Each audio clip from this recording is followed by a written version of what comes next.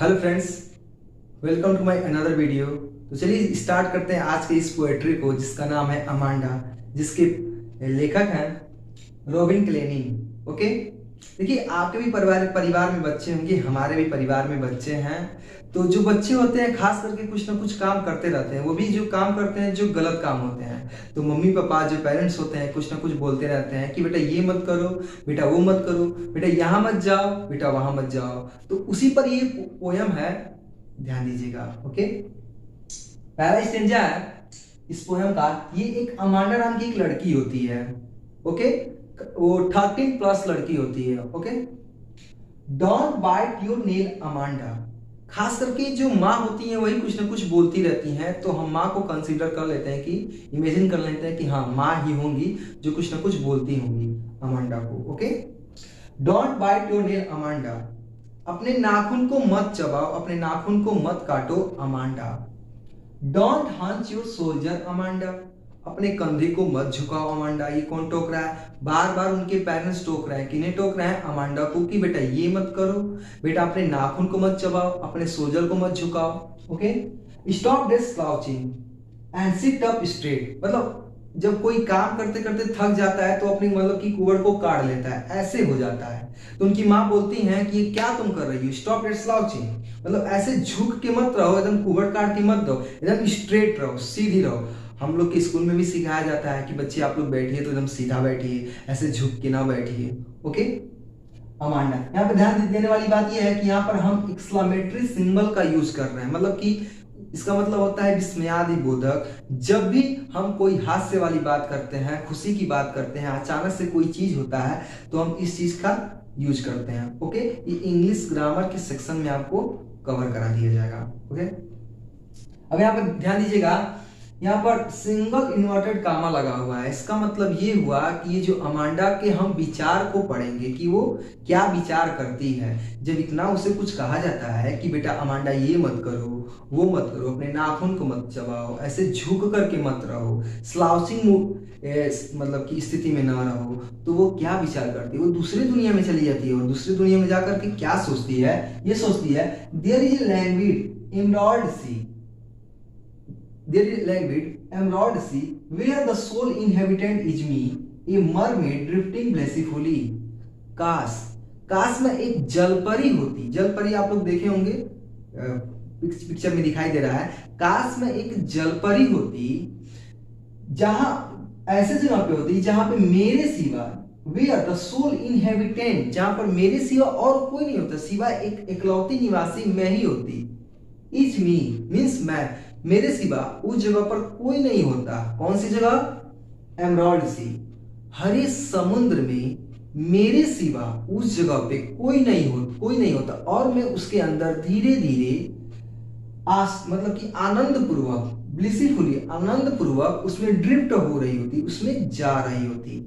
आप लोग को समझ में आ रहा है? फिर से बैक करके इसे देख लीजिएगा। ओके, उसके बाद से जब इतना कुछ वो लड़की सोच रही होती है, अमांडा लड़की जो सोच रही होती है, तब फिर से उसकी माँ आती है, बोलती है कि ये तुम क्या कर रही हो? फिर से बोलती है did you finish your homework? क्या तुमने अपना होमवर्क कंप्लीट कर लिया है अमांडा? यहाँ पे क्वेश्चन मार्क है, क्वेश्चन किया जा रहा है। डिड यू टिडी योर रूम? क्या तुमने अपना रूम साफ कर लिया है अमांडा? आई थॉट, मैंने सोचा, आई टोल्ड यू, मैं तुमसे कहूं कि तुम अपना जूता को जाकर के साफ कर लो। Okay, Amanda.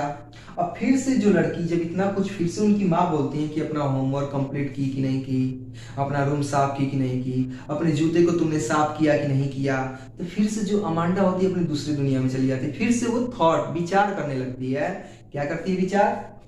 I am orphan. वो ये विचार करती है कि काश मैं एक अनाथ होती। अनाथ, आप लोग जानते हैं कि अनाथ मीन्स क्या होता है? जिनके माता पिता नहीं होते हैं। लेकिन इसमें उसका मतलब ये नहीं है। वो लड़की ये सोचती है कि काश मैं एक अनाथ की तरह होती, कि मेरा कोई नहीं होता।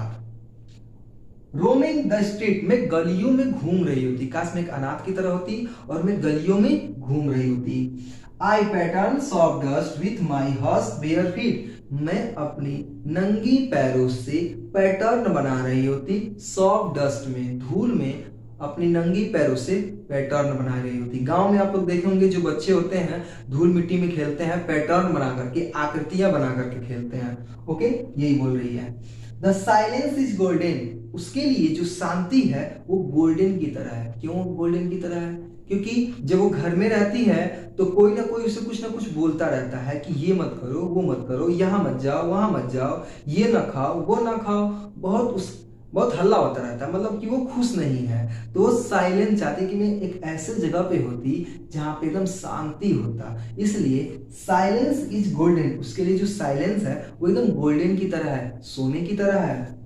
द फ्रीडम इज स्वीट, और जो आजादी है उसके लिए स्वीट की तरह है, एकदम मीठा मीठा है।